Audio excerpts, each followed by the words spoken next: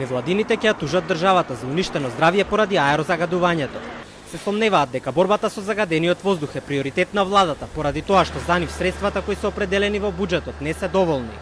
Освен тужба се закануваат и со граѓанска непослушност. Според нив, малата излезност на протестите против аерозагадувањето не е реален показател на јавното мислење. Најавуваат дека ќе ги мобилизираат родителите да ги оставаат децата дома и да бойкотираат настава се додека не се најде некакво решение за справување со екстремното загадување.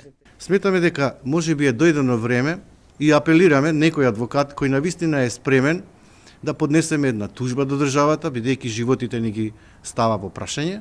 Ова се однесува од една страна и на непочитувањето на стандардите, односно на големите загадувачи кои што можеби во даден момент не ги користат филтрите кои што би требало да ги имаат, односно тврдат дека ги имаат. Жителите се убедени дека властите не прават доволно за справување со PM10 частичките, но признаваат дека свој удел во проблемот имаат и тие. Меѓу нив има и такви кои го игнорираат проблемот, сметајќи дека работа на државата е да го реши истиот. Мерките што сака да ги водат со автомобилите, мислам дека нема да водат со плот. Пред се мислам дека големите загадувачи, пред се на индустријата, мислам дека таму треба да се почне. Контрола на големите капацитети. Да се стават тие филтри, толку ги зборат, а никој не контролира, не проверува.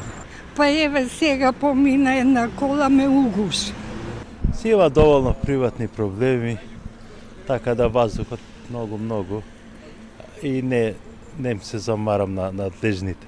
Невладините потпишаа петиција за нула толеранција за аерозагадувањето. Од опозицијската ВМРО ДПМН пак побараа јавна расправа во собранието со невладини организации. Владата вети дека за 2 години ќе го преполови загадувањето на воздухот во Скопје и во другите градови низ државата. Но невладините бараат освен инстант мерки да се фокусираат надлежните и на носење мерки кои што ќе имаат ефект на долг рок.